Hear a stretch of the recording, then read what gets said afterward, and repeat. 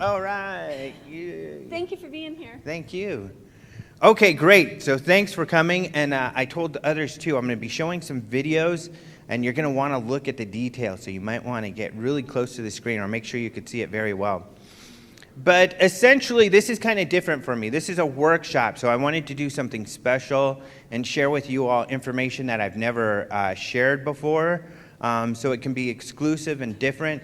But I also wanted your help to kind of work through this, because this, for me, is a really difficult and strange situation that I think is fascinating and important, but also just like in life, you know, there's lots of ups and downs. So I wanted to share all this with you. Just so you know, I've been a researcher for a long time now. I started with MUFON as an investigator, and that's when I started, I was more nuts and bolts sort of stuff. But luckily, I had a lot of people who said they were abducted or had alien contacts and stuff like that. And, I certainly want to respect and honor those people and listen to them. And luckily, I was able to strike up a lot of relationships with these people. And I started to find, wow, these guys are incredible. They have some incredible stuff. In fact, a lot of my own UFO sightings happen to be with these people, because they say they saw UFOs a lot, and it's kind of like, okay, well, let's see, let's go look for UFOs together. And sure enough, we'd see stuff. So really baffling to me. Then, there was this case in particular that I got to be a part of. And because I had some experience with this by then, I was able to bring all that experience together. How many of you have heard of Stan Romanek? So not everybody. And this is the case we're going to be talking about. You may have remembered, those of you who don't know Stan Romanek, there was a guy, it made some news, that allegedly had a video of an alien looking through a window. That's who this is.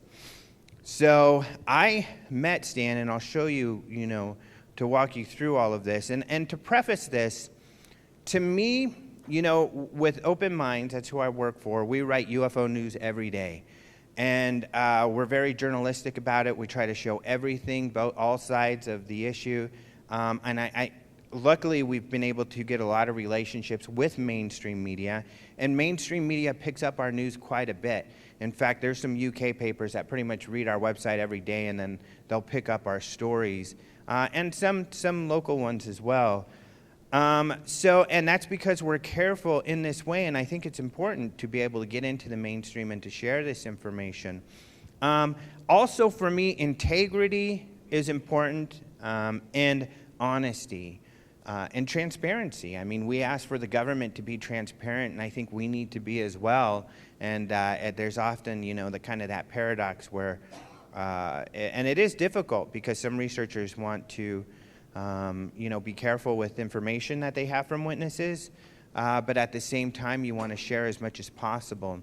And so that's what this case is. I'm going to share with you guys stuff that I've never shared with anybody before. And I do not do it out of ill will at all, but just to, as you'll see, try to understand what's going on. So I think we'll have varied opinions in the end when we look at all of this stuff. And I want to see what you all think, and I'll share what I think. But essentially, I came across this case. I was with MUFON International by then, and helping them with PR and different things like that in Denver, Colorado. And this was one of their cases, was the Stan Romanek case. And I'll give you some more background on what happened with that. But here's what I saw going into it. Here's what I knew. And there were some news pieces that went over it. So I think that I'll just show these to you so you can see, here's what I knew when I first...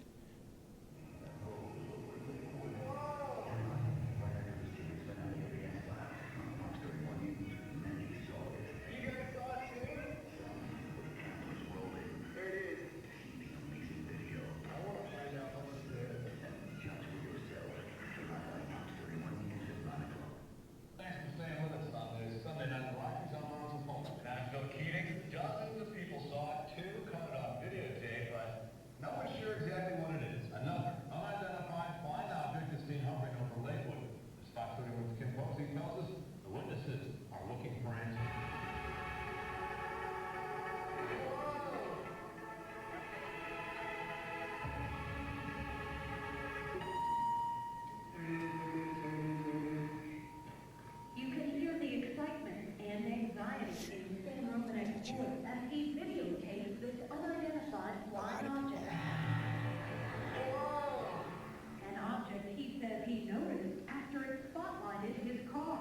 out my window, there's this big red blinking orb, probably about maybe 60 feet above my car. Stan says he followed the object with video camera in hand.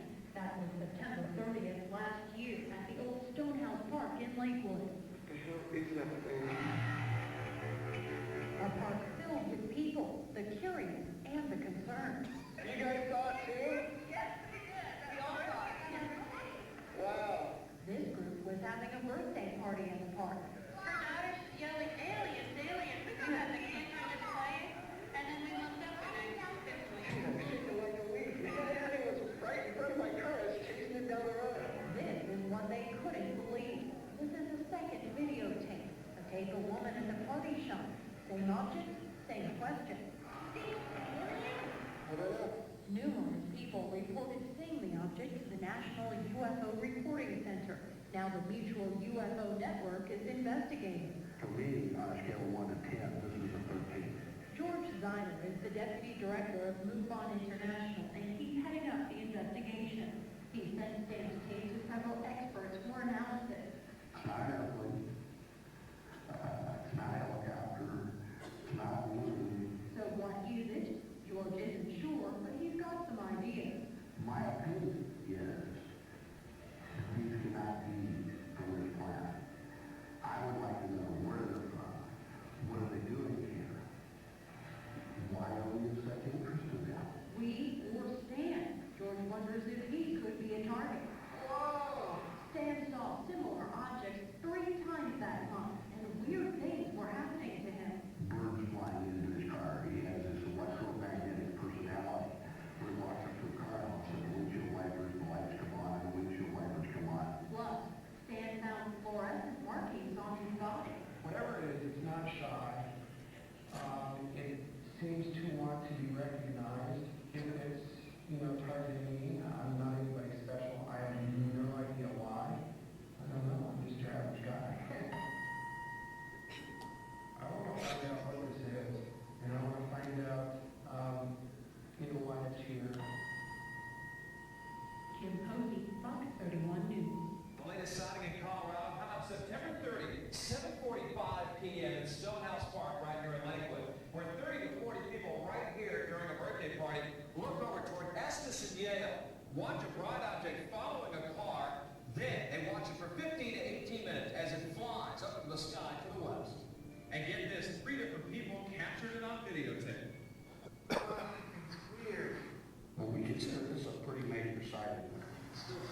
Whoa! There's some unusual things about the video in that when the UFO goes into the clouds, there was some eruption of lightning. Hey, here's some more people. I just want to make sure I'm not nuts. I don't know that anybody knows what it is. I know what it is. I'm Jack Peterson, WBT News. Then there's one more piece that's important, and it's a short piece from Entertainment Tonight.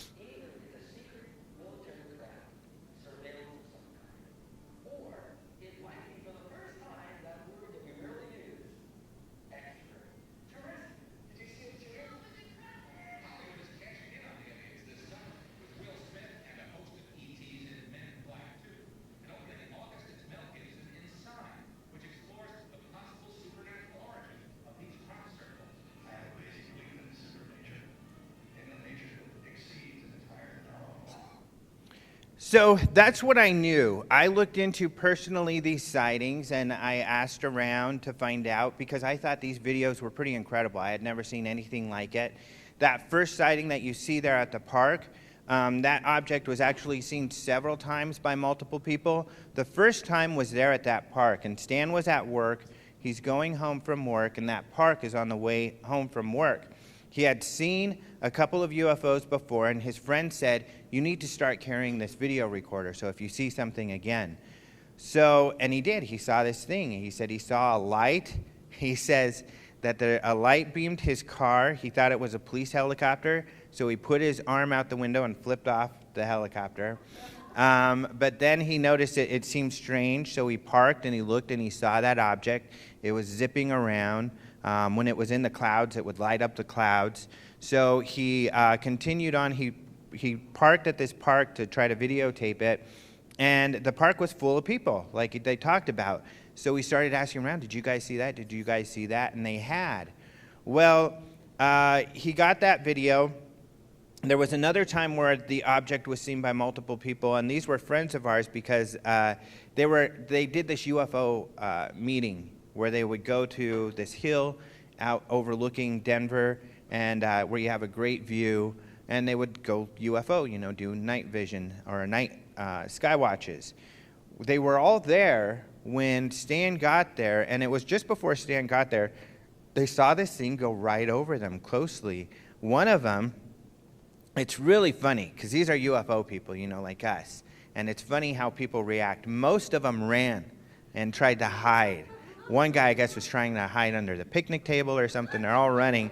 Except for one of our friends who had a bunch of lights on his keychains. He ran towards it, and he's shining his light at it. And they all say that it went up, because it seemed concerned about him, and then it continued on.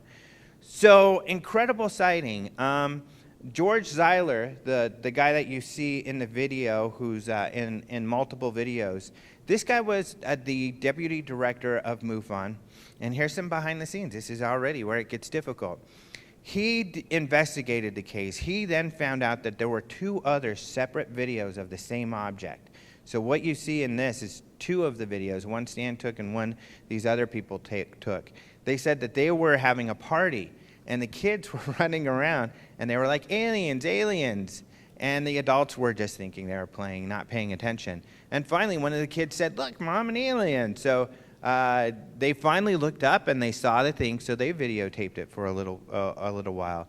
So there were tons of witnesses, multiple videos, amazing case. And this is one of the sad parts, and I found out that this happened to the Romanek several times. People want to become famous off of it. And so that investigator, George Zeiler, he went to the guy, Kiviat, who you saw there with the dark hair on Entertainment Tonight, to sell the story. Kiviat, you might not know his name, but most of the UFO shows that you see, he's involved with. He's a producer. Lots of the UFO researchers here know him because he'll approach us and say, hey, I'm doing a TV show. Do you know about this case? Can you help me get in touch with this person? So he's one of the guys who puts on a lot of different video shows. Well, Kiviat had gotten a hold of Stan directly and said, we're going to do the story. I need some information. And Stan's like, what are you talking about? And he says, well, the story's already sold. Here, this is what your cut's going to be. And he's like, that's ridiculous. No way. So that George Zeiler got upset. It caused a rift with him and MUFON, and it was this big deal. So that's when Stan stopped working with MUFON on this and got help elsewhere. The other difficult part is that there was a guy who wanted to make a movie, and he thought they would make a lot of money making the movie. And so that's why Stan is already committed to this project, which actually caused a lot of other issues which kept things getting out. So human failures is what kind of got in the way. But anyway, that's what I knew at the time. Talking to some other MUFON people, though, they said when Stan first went in to show them the video and to talk about it, he also showed them what they said. It was actually an abduction experience. They said that one of them was familiar. He had some strange marks. I'll show you some pictures. And one of them was familiar with Daryl Sims' work. And Daryl Sims has, it says he's been able to put black light on abductees and see fluorescing sometimes. And they tried that on Stan, and that happened. So these are just kind of all my files on this, and I'll show you those pictures.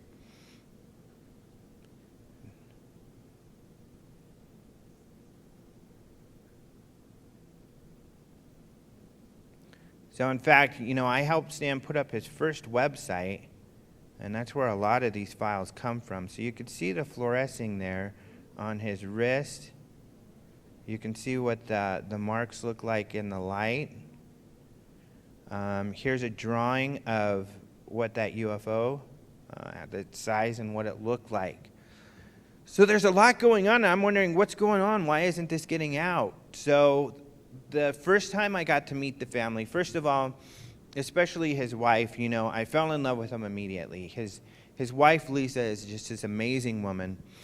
She's the type of woman where she wants to be everybody's mother. You come over and she'll take care of you. They like everybody to come over and hang out, and she cooks for everyone. She takes care of Stan throughout everything. And I was very curious about why isn't this information getting out? What's going on?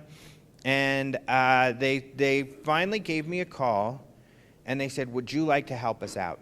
And I said, "Sure, I'd love to help you out any way I could." And they said, "Fine, but you can't release anything about anything until we're ready." And they're like, "Come on over for the day, and we'll show you what's going on."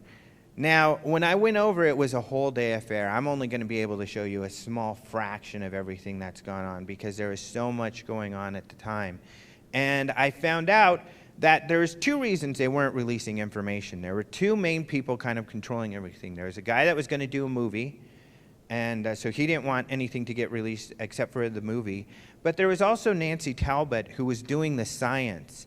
And she's a great researcher. You may know her from her crop circle research. She's on a lot of the TV shows. It was her and her organization that discovered crop circles have these weird anomalies that can't be explained.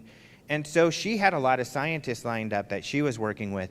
But rightfully so, these scientists were not sharing what they were finding because they didn't want their names out there, and they wanted it represented correctly. And their scientists are very careful about their credibility and how their information is shown. So she wanted to make sure everybody's ducks were in a row first. So that made sense. So essentially, I helped them get up a website, and I started working for her, collecting information and stuff like that. And at this time, there was nobody doing it. Nancy is in Massachusetts. She would call Stan when something happened and tell Stan and Lisa to collect the evidence and stuff like that. What I soon found out is these events were highly stressful for them. I mean, they were freaked out. And so they're trying to also collect this information. It was really difficult for them. So, and the reason why they didn't have anybody else, because they couldn't trust other people. Not only had this George Zeiler guy gone behind their back, there were other researchers who tried to steal information so they could share it, who pretended to be their friends. So it was really difficult. So I got to be involved and help out, and I was very honored to be able to do that.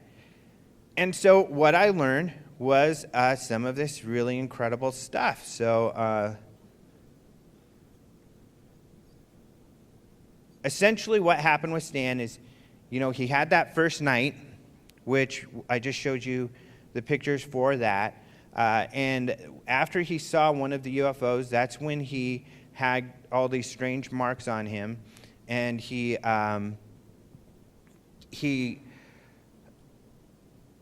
felt, he had like an abduction experience, and he had those marks on him. And if you know about, scoop marks, they're these marks that people who believe they've been abducted have that heal quickly. They don't really scar or bleed.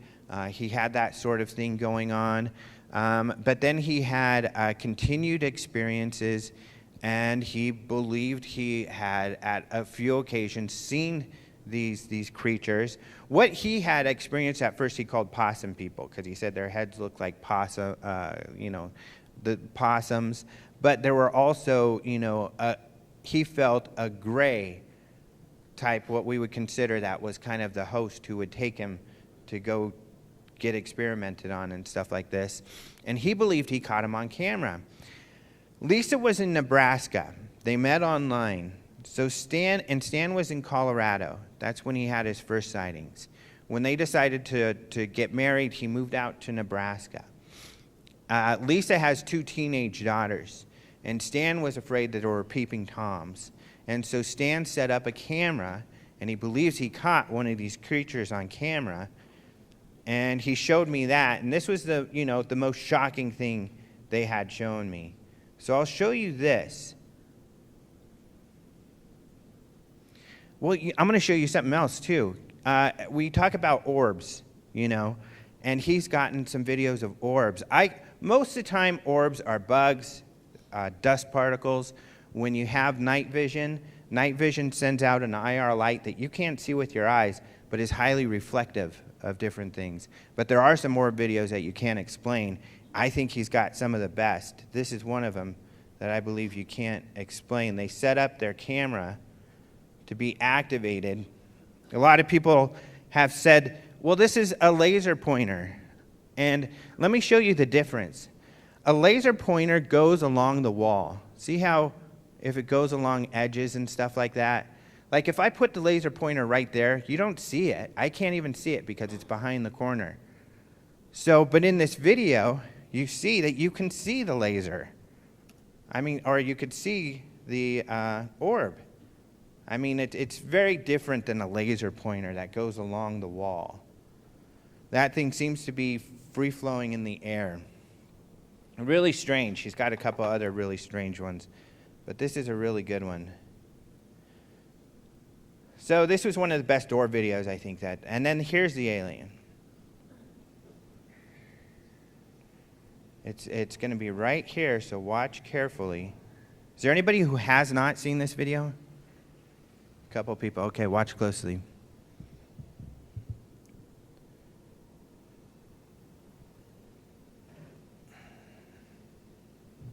So he thinks he sees a peeping Tom. He sets up the camera. Then he goes pretend he's going to the bathroom. And he goes into the bathroom.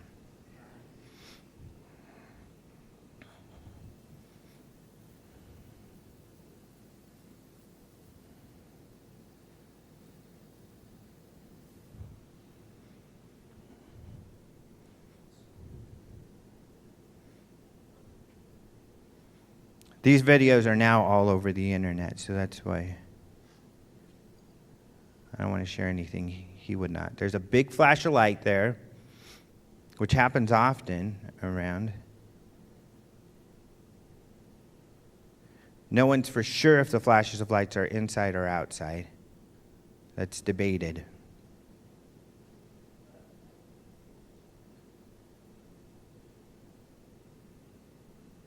This window is like 8 feet off the ground, and then there's this weird-looking thing. And look at its movement, its eyes.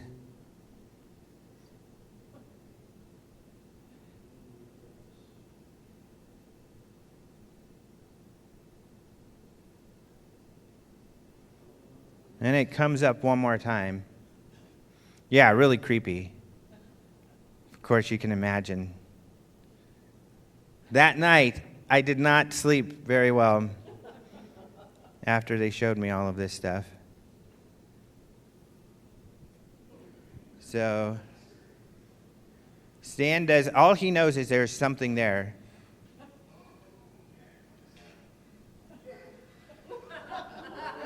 So he says, all right, I caught him on video because he saw something, and he went to the window, and that's when he saw this strange creature going around this bush, and he jumps in the air. It looks like a startled cat to me, jumping up. Some people feel that his reaction is ingenuine, that it looks like he's faking. I don't know. I think it looks genuine. So that's what's going on. Then he also has these equations. So he does finally do a regression. And in this regression, and the regression is pretty interesting because he talks about what is going on. And then he gets, that he was taken. He remembers a typical abduction experience. When he comes out of the abduction, Deborah Lindemann was the one who did the regression. He's emotional. And she's asking, what is it? And he says, there's like information. And she said, well, what is this information? What did they tell you? And he said, I don't know. I can't say, but I think I can draw it. She gives him a piece of paper, and he scribbles down within a few seconds, what you see on the board here. This turned out to be, this is Drake's equation right here, times 100. Drake's equation, Frank Drake, he's a guy who tried to create an equation that would estimate how many habitable planets there may be out there using statistics and astronomy, of which there's many. Then there's these strange graphs, which some people believe indicate that they live past this star in the belt of Orion, and this is how they time warp to all of the different planets, including Earth. And then at the very top, you have what turned out to be an equation for element 115, which is something that Bob Lazar has talked about and says they use those in extraterrestrial craft. So really weird stuff. In fact, I have a short video of some physicists talking about it. Oh, I know why I'm screwing up here. Those equations were written down following the regression by Deborah Lindemann? Correct. Immediately following. The point I'm trying to make is, these are not just letters or written on a piece of paper. Stan wrote them down, he really didn't know what they meant, but they do mean something. He could not have written them himself. I couldn't have written this one myself. Whoever wrote this and put it in Stan's, I guess I'm trying to prove that it's not a hoax, it's not a hoax. I could not have come up with this myself, so I don't think Stan could have either. What this equation shows how we can use electromagnetism to work space and time. These are equations that Stan would never have come up with on his own. So the equations, those in particular, some of what they're talking about, a gentleman, a physicist who actually is into UFO phenomena and everything, named Hal Puthoff, had actually written a paper with a lot of those equations in them. Hal Puthoff actually got a lot of those equations from an Indian researcher, another researcher who had also researched this sort of thing. But what Claude says, the physicist at the end, is that there are some added equations they don't understand, and they all feel, even Hal Puthoff feels a little bit like, well, how did he know about my equations? How would he have been able to get this paper? So they don't know necessarily, so it's very mysterious, the equations. So, and I'll show you some research I eventually did on that. But the first thing that happened with me is I had this day-long, also later, years later, you know how Stan said that he was beamed by a light that he thought was a helicopter that he flipped off? This is what he was flipping off. So there was a guy years later, a lady said, my dad was there behind Stan. He saw it. He took some pictures, and this is what he saw. My mom wanted him to throw these pictures away, but when he passed away, we found out that he didn't. And so I'm mailing them to you so you can see them. And Stan put them, all three of the pictures together so you could see kind of this weird kind of liquid kind of thing here. So really weird. So I had a day long where they're showing me all of this stuff. I'm freaked out. I stayed the night, couldn't go to bed. Lisa stayed up with me and we talked for hours because I couldn't go to sleep. And then the cat, it's funny, they have a cat that usually sleeps with them, but it must have known I was freaked out. So it fell asleep on my chest and helped me, and I was able to fall asleep then. But what happened next is I go home and my phone rings. And there was this, they called it at the time the UK lady, or they also called it Clay's girlfriend, because they would get these weird phone calls from this English-sounding voice. And the first one that got one was Clay, who was the videographer. And I got home and my phone was ringing, and it was either go to the bathroom or get the phone. I really had to go, so I went to the restroom. And so I listened to the message, and here's what the message said. It is pretty quiet back there for AV guys.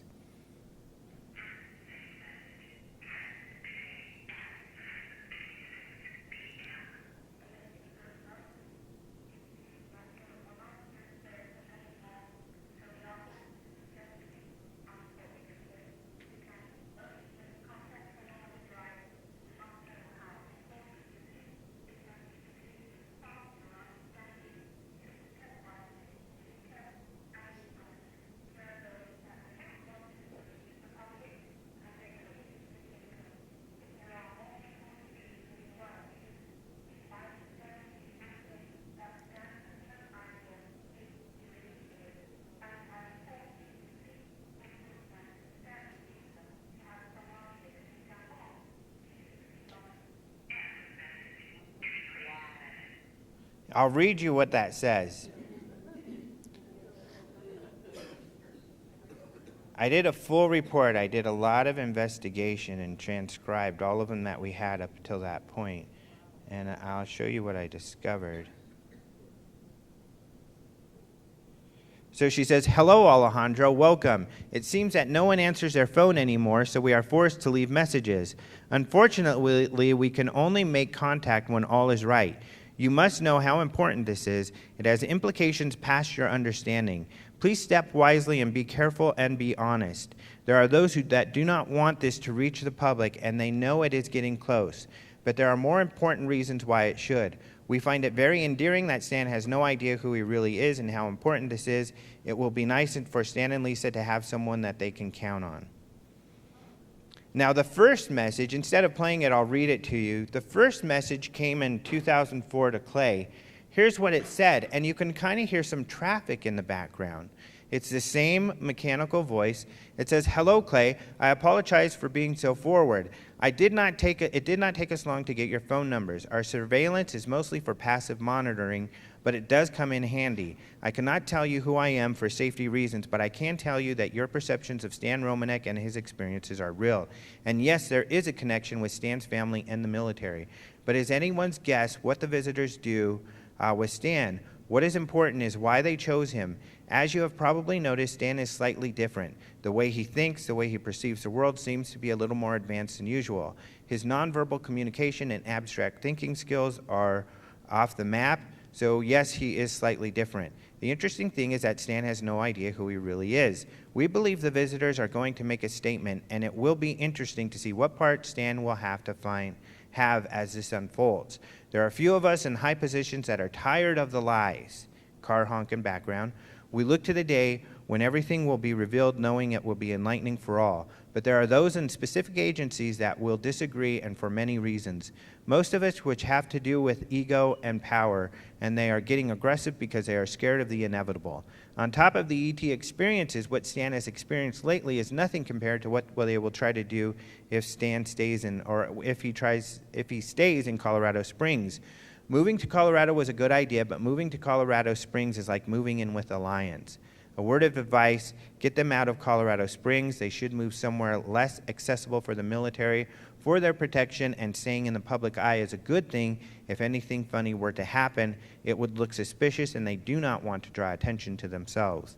Even with his learning disability, or is it just a different way of thinking, Stan is smart, probably smarter than us, so do not let him fool you with his dumb act.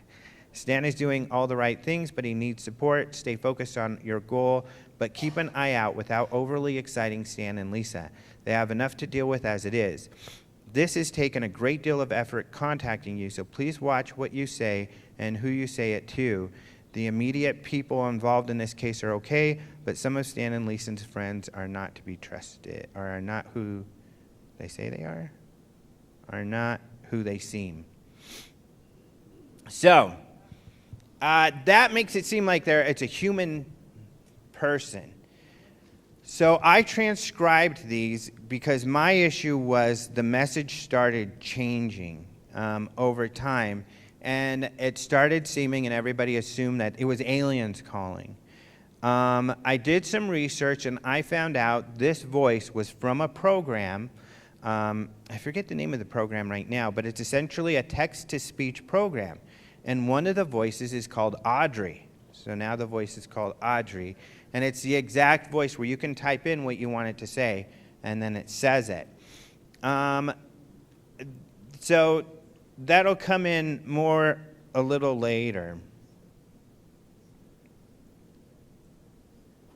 Natural voices is what it was called. I think I did a natural voices. So I did a test here. I forgot. Yeah, so there's a sample of the voice. So once I got involved, and I guess I better speed some stuff up here, soon after I got involved, there was an abduction experience. And this is a window. Stan felt he went out of a window. And he remembered being in the field behind them. When I got there, the first thing I noticed was they were really freaked out. Both of them were they couldn't think. They were just almost paralyzed by this thing. Because they said what would happen is this would happen like 3 in the morning. They would know often because the power is the breakers are blown and their power's out. And usually the clock is at 3 o'clock. They have to get up, go switch the breakers. Usually Stan has blood coming out of his urine, and so obviously in the middle of the night this is really difficult for them. So they were really freaked out. I came out the next day. With this situation, there was all this grass inside under the window. There was also grass all over one of the girls, one of the daughters. And she was real grouchy about it. She didn't want to talk about it. She said, no, nothing. She said, this is some of Stan's stupid stuff or something like that. So it was really strange. I collected the information and sent it along.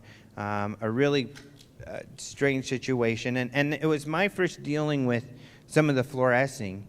He had this fluorescing happening on his side. It looked like liquid, like if you drop milk into water or something. It was a very liquid-looking thing. I had him clean it and wash it with lots of different cleansers. I was very thorough to the point where it was a little raw and, it hurt. But I wanted to be sure. And it wasn't something we could clean off with any sort of cleanser or anything. So it was really weird. And since this first incident, there were several incidents of that happening. Another thing that happened, and this is where I started questioning some things. Well, it's one of the areas that, unfortunately, this is one of the equations that Stan wrote. He started writing equations in the middle of the night, and this is one of them. On the bottom of this, there was something weird we hadn't seen before. Now, Stan tells this story, and unfortunately, this is one of the concerns. He's not accurate to the point where he's completely telling the wrong information. And unfortunately, I feel it's to the point where he's just dishonest about stuff. He's just not telling the truth about many things. And a lot of it is, for instance, people who work on what? Oh, all of the top scientists looked at this. Well, no. Maybe a scientist has looked at something. This equation on the bottom, this thing on the bottom, I eventually figured out. He says these top linguistic university guys figured it out. It's not the case. I was the one who figured this out because they had said they sent it to some universities to be determined what it was, but we weren't hearing back from them. So I got impatient and I did a lot of research, and luckily I was able to find out what that says on the bottom. What I did, let's see if I can find it, is I went online and looked at a lot of different things. I thought it looked a little bit like cuneiforms, some of the oldest writing. I found out it was much different than that, but then it also looked a little bit Arabic. So I looked at that. Where's my analysis on this? Anyway, I was able to find out that it was similar writing to actually, it's a very old form of Arabic writing that goes back to the time of Jesus. It was the type of writing that would have been used when Jesus was around. Oh, man. Now I can't even find the original thing.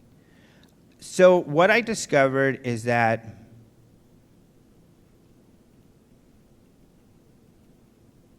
let's see if I can find it.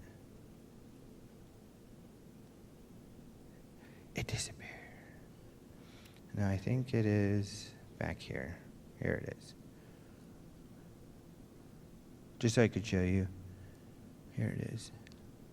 What it turned out to be is that sort of writing, which is very different from writing that became before and after that. And you could go look it up yourselves. In fact, I have on his website, he has my analysis, which shows a link to where you could go verify this yourself. But essentially, it spelt out propulsion, the word propulsion, and then someone discovered on the bottom the first two characters I couldn't figure out. Those two characters are not in that form of language. But one of our friends said, well, it's a 0 and a point. 0 point propulsion. So that's what that seemed to turn out to be. I started having concerns, though. We better start to get to that. When a couple of things. First of all, eventually down the road, one of the things that I was concerned about was the messages from this Audrey started happening more and more to everybody who got involved. And they were strange, and they were supposedly from aliens. I couldn't understand, why would aliens start using what apparently humans were using in the first place? Wouldn't they have better technology? And AT&T posted this program for everybody. It used to be you had to pay for it for free. So actually right now you can go find a site, because AT&T bought the company, where you can type in and have that voice say things to you for free. When I found that, Stan got really upset with me and said, I'm not faking stuff. And I told him, I didn't say you're faking stuff. I just found that they have this online for free now. And he got really upset with me, and that made me concerned, because my thought was actually someone else is faking something. The other thing was that he has Halloween parties, big Halloween parties. And at one of these Halloween parties, I'm nervous talking about it because I haven't shared this stuff with anybody, that there was this ghost that in your garage, you can set up these ghosts that move whenever you hit the button. And he had one of these set up. I brought a Ouija board because I'm like, I'm kind of, I feel that as humans we have a lot of power spiritually ourselves. I'm into all of, ghost hunting and everything. And I think as long as we are careful and understand that we don't have to fear these sort of things. Also, the Ouija board was invented for, a sort of communication with etherical beings because it's easier. It comes from table tapping, that sort of thing. I brought it. It was fun. We had fun. But we were all in the other room, and Stan's like, let's go back and play with the Ouija board. Let's go back and play with the Ouija board. And finally, I was like, okay. And he was getting real upset because no one wanted to, because we were all having fun talking. So I walked with Stan back into where the board was, and it wasn't there. Everybody came a few minutes later, and the board wasn't there. All of a sudden, the ghost moves, and the board falls down as if it came out of the sky from nowhere. But I saw Stan go back and push the button. The Ouija board was just sitting above on the rack, and he was gone for a while. And so many of these things happen while he's gone. And he had put the board, I believe, he had put the board on top of that thing, because that's obviously where it was. And then so when he pushed the button and the track moved, the board fell down. I thought he was just kidding around, playing a joke. And I was like, ha, Stan, I saw you push the button. No, I didn't. Stan, I saw you push the button. No, I didn't. And I started getting upset. I dropped it because he was adamant that he didn't do it when he did. That was another, big concern for me. But then, there started to be more and more problems with not only other people, but other family members coming up and telling me he's faking stuff. This is one where he really got busted. I called it funny buggers because the Australian interviewer who interviewed this More to the point in your story that, called it your funny. experiences have.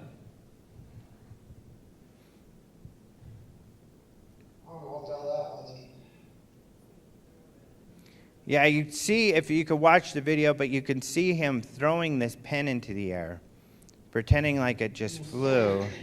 Your story that, your story that, no, exactly what you're saying is hard enough trying to get by, let alone to have, what the, that just dropped. He throws this thing up at his face, and I knew it. guess he's getting sloppy. I have no idea where the hell that comes from. I have no idea where the hell that comes from. I have no idea where the hell that comes from.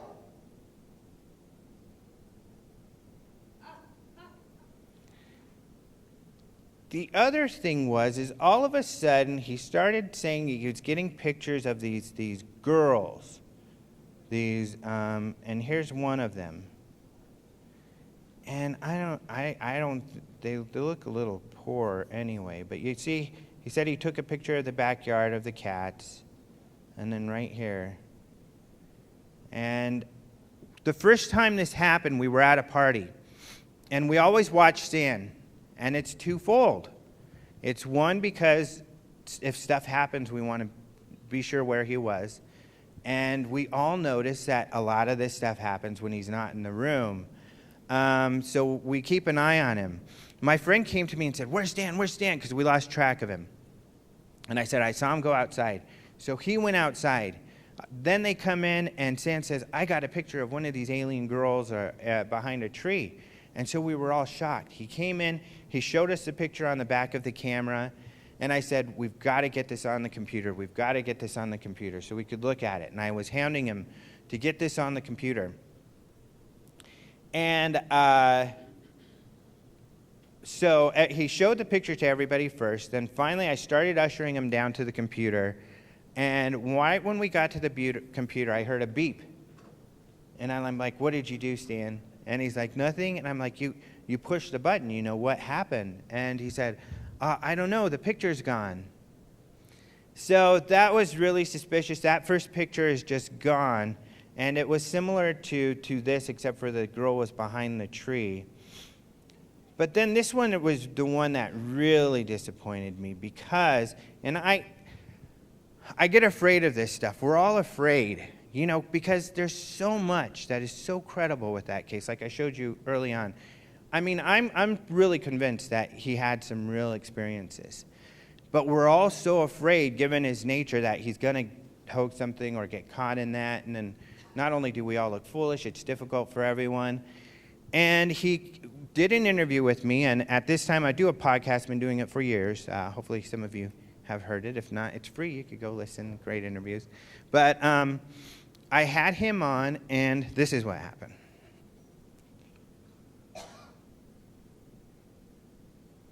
Or something, and I remember feeling a tap on the back of my head, and I woke up on the table. Apparently the pain, they realized the pain was a bit too much for me, and woke up on the table. Wow. You told her to keep your mouth shut. Hello? What was it? No, that wasn't me. I don't know what that was. So when you were on the table, what was this table like? Hello? I guess we lost our caller, so something happened. I know sometimes he has phone problems, so perhaps that was it. He will be. So did you hear that voice? What was no. Play it again. Wow. So this computer voice, you need to learn to keep your mouth shut. I was, I'm always suspicious, so I tried to, as you can see, ignore it and move on and change the subject. I did get him back on the phone, and then I changed the subject. And then we had a friend come on the phone, and our friend was like, "What was that?" And I'm like, I'm trying to ignore it. So because I want to investigate it first. Of course, then I'm very careful about, and I get a lot of heck for being associated with this case. But at the same time, I think honesty is really important, and I want to share this stuff and not shy away from any controversy or hide any information if it's important for people to know. So I don't mind sharing the information. And of course, when that came out, people started accusing me of hoaxing it. Then they said maybe the radio station, because at the time we were broadcasting at a radio station. But the guy who runs that, was just sitting back listening. He had nothing to do with it. So I didn't think much of this. I couldn't find any information about, whether it was hoaxed or not. Stan said he certainly didn't, even though I was a bit skeptical at this time. But it was my friend Mark D'Antonio, who works with MUFON. He's in MUFON Photo Analysis. He said, you know what, especially after that video, the Australian one came out, he said, this case is looking really poor, and I know you're attached to this case now, I wanted to share with you, I've listened to your radio show, and I analyzed it, and I think Stan hoaxed that, and here's why. During each of the commercials, Stan didn't realize his mic was still on, and lots of times he was talking. Well, during one of those times when we were going into the commercial, I tried to enhance it so you could see it. You could hear it really well with earphones. You can hear him testing the voice. He was playing with his computer the whole time. But here's that. Which Stan took of these craft, which is also shocking. Remember, in a few minutes here, you're going to be able to call Do you hear in it? and... So it's hard to hear, but with headphones you can hear it more. Remember, in a few minutes here, you're going to be able to call in. So with headphones you can hear, very clearly. He played it a couple times. Keep your mouth shut. Keep your mouth shut. And this, of course, makes me upset because, to me, integrity is everything, especially in journalism. I mean, you have to be very careful about this stuff. And, to be honest, when I found that, maybe I should have immediately told people about that. And I've not told anybody. You guys are the first people I've told. I've maybe told a couple other people. It turns out I didn't think these were going to be videotaped and sold, these workshops, but they are. So now everybody will find out. But, transparency, like I said, is important. So that's what's shocking to me. That's what I don't understand is why. I guess that's what it comes down to. With all of this other information, I don't think he could have hoaxed that UFO. I don't think that's possible at all. Here's another thing that I investigated. He had a messed up leg. He had torn his ACL. I did not see him with his bad leg, but others had. His leg then he had an abduction experience, he says, and then his leg was healed. The leg did have fluorescing on the side. Also, his brace that he was wearing was completely annihilated and strewn throughout his yard. I'll show you these pictures. And they went to the doctor, and they asked the doctor about it. They called the doctor and said, Stan doesn't need surgery anymore. And the doctor said, yeah, Stan needs surgery. And they said, no, it's fine now. And the doctor said, that doesn't happen. Your ACL doesn't repair itself. He's going to need surgery. He said, here's what we'll do. I'm out of town, but go see my colleague, have him take a look. If he says you don't need surgery, then we're fine. They went to the doctor. They actually recorded the audio. And the doctor's like, I don't know, you're fine. And they said, well, why do you think it's fine? What do you think happened? And he said, I don't know, you need to call the Ghostbusters or something, because I think you should just pray and be thankful, but his ACL is fine. I don't know how it could have happened. And they said, well, what about the marks on the side of the leg? And he said, well, maybe bite marks from a spider, but then he's like, but they don't really look like spider bite marks. There's no metal touching his leg with that brace, so it couldn't be the brace. He's like, again, I'm not sure. He's like, call the Ghostbusters. I don't know. And so they didn't know what had happened, and Lisa's a nurse. his wife, and she was familiar with the braces and everything, so she was able to give me information about the braces, and this was a large brace. And Lisa, I love to death. I don't believe she is a dishonest person whatsoever. I don't think she has a dishonest bone in her body. So what we did, and this was Lisa's idea, because we were like, how can we mark each site? You could see all of these little flags are the different places where pieces of the brace were. That's my cousin Jason, who I enlisted to come help me. There was also a burn mark, circular burn mark in the field, and there was like this party popper halfway in the circle and halfway out. Here it is, where the half that was in the circle was melted and the half that was out was not melted. Also, here's where you could see where most of the burn marks were.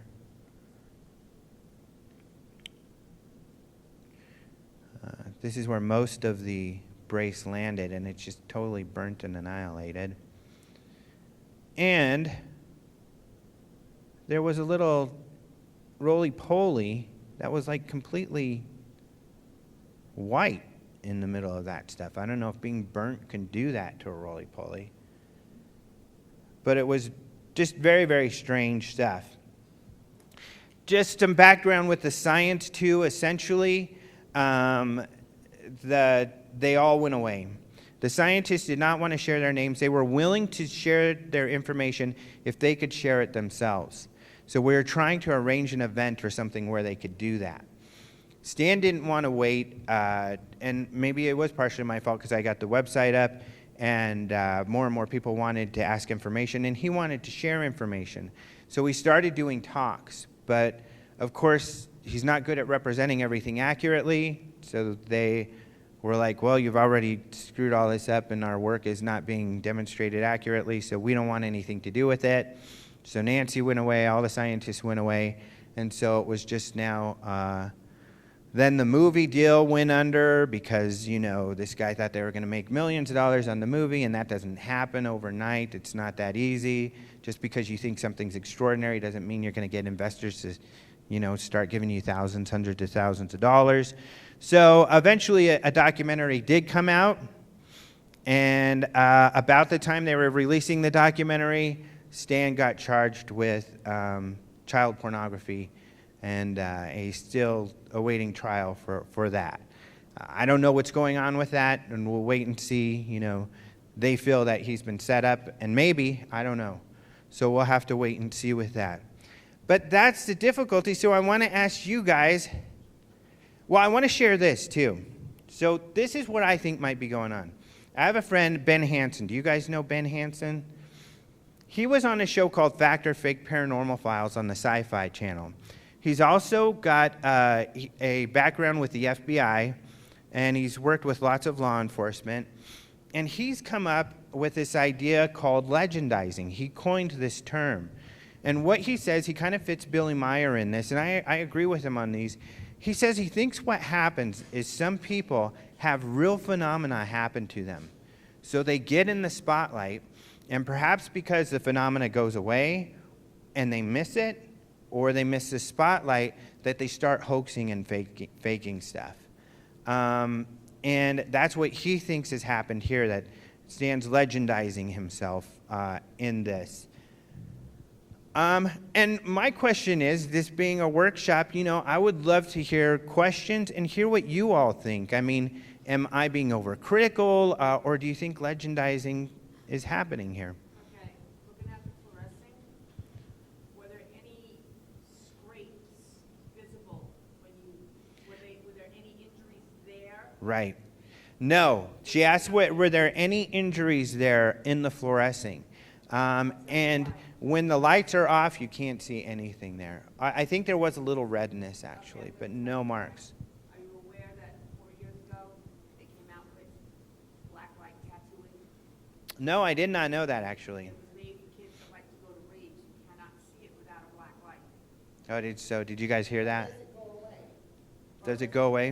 No, it stays there permanently. It's not permanent, but tattoos. Well, his go away. I didn't see anything safe in putting anything phosphorescent in anybody's skin because it was too new. Yeah. back in 2004. Oh, so it's under the skin. It's a tattoo. It's a tattoo. Oh, an actual tattoo. Actual tattoo. Ah. You cannot see it. Maybe people who like to be in black light environments. That makes sense. Because they transform. I've seen people who their whole faces like skulls. Oh, that's interesting. Although his went away, so they're not there. Yeah, after a few weeks. I'm wondering if you rub it in, because you can take the ink Yeah, and also use it like a paint. Yeah. But if he had any kind of, maybe he wanted to, maybe he thought about it and irritated the skin, he could rub the ink into it. yeah, And then it would fade away. yeah. Tattoos do not. Jurassic Park. No, I was agreeing with my sister that, Oh, sisters. yes, she, I have my sister here too. Sorry, go ahead. besides the tattooing, you can actually create, using sulfur and other things that will fluoresce under Yeah. black light. I know you can take highlighters, and highlighters will do it. But you Yeah, can create a cream, like you were saying, it was hard to get off. Yeah. You can create a cream that's very very viscous. viscous. Yeah, And that if you put it on, it's hard to get off. And they use it a lot in special effects makeup, and they have had it since the 90s. yeah, So that I know that in UFO cases where people do fluoresce, they're very suspect. yeah. It's not, they don't see that as a very good evidence for. Yeah, it's interesting, but that's what gets hard is the term evidence. I mean, evidence can be very broad. It's difficult, like, you can explain away him breaking up his thing and throwing it around. Did he have x-rays to prove that his ACL improved and it was no longer Yeah. necessary for him to have surgery? I mean, there's a lot that you can Mm-hmm. debunk. The actual UFO, when you have 3 separate people, 40, 50 people seeing it, you can't debunk. What did he think? Yeah. I mean, really. Yeah, she said she's seen a similar craft. You had a comment? Did you ever try to trace the simulated voice call received to see if it came from Stan? Good point. He said, did we ever trace the simulated voice call? I personally, because I can't account for everyone else who received the calls, my call came from my phone on the when I researched it. Now, it's more easily done now than it was, years ago, although it might have been easy. I just didn't know how. But you can do what's called spoofing, where you can make the call seem like it came from somewhere else. And you can do that on the computer. So it's possible to fake that sort of thing, which, whether it was Stan or someone else, that might have been done. And I don't know, some of this stuff, I'm inclined to believe the first call, and maybe even my call, was not Stan. It was some other party. But Is the alien looking in the window, is that been analyzed by somebody like Bail? the alien looking in the window, has it been analyzed? It has. There was a spoof out there. We had this group called the Rocky Mountain Paranormal. They like to debunk stuff in Colorado. They created a video, and this is another problem. They decided to release the video at a press conference. I was totally against this idea.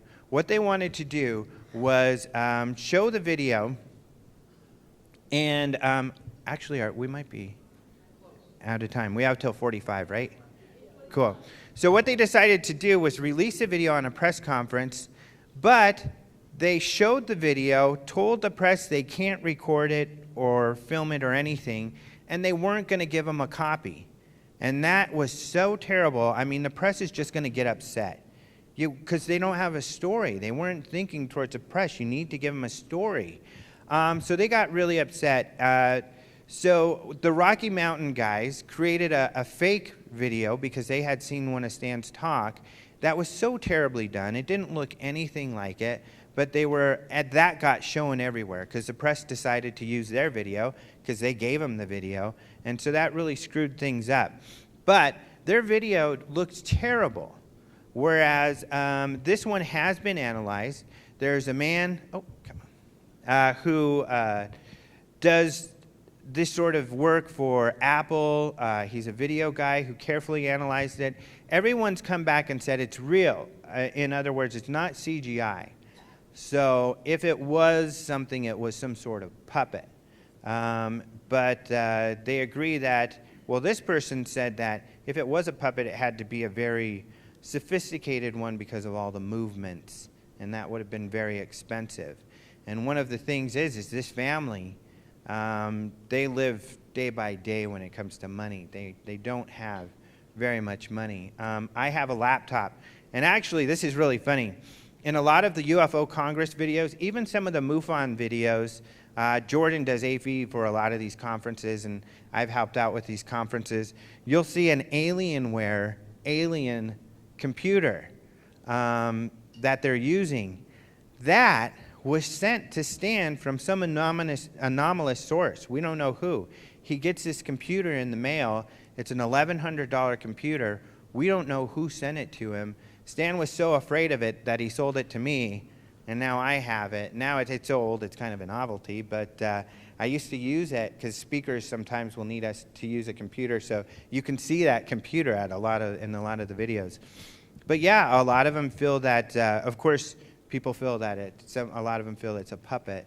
Some people, like Mark and I think even Ben, think everything's completely hoaxed. But I haven't sat down with them and talked with them at length.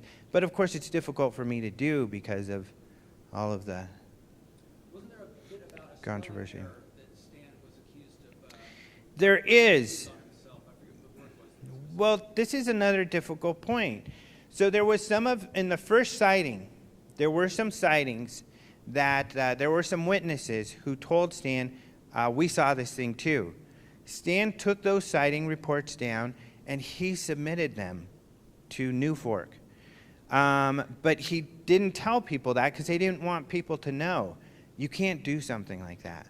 So there are some misspellings, and one particular word, I can't remember what it is, that you can find in several places in several documents where the one word is misspelled the same way. There was like a U.S. Air Force memo that was stuffed in his... This is what's difficult, though. There was a U.S. Air Force memo that was stuffed in their mailbox. But that was not released because everybody was skeptical whether or not it was real. What happened was that George Zeiler guy we saw at the beginning, he held on to all of his Stan Romanek files, and he wouldn't share them. So eventually, I got to know him and others, and he said, okay, I'll give you guys the files. So we went over there and we got the files.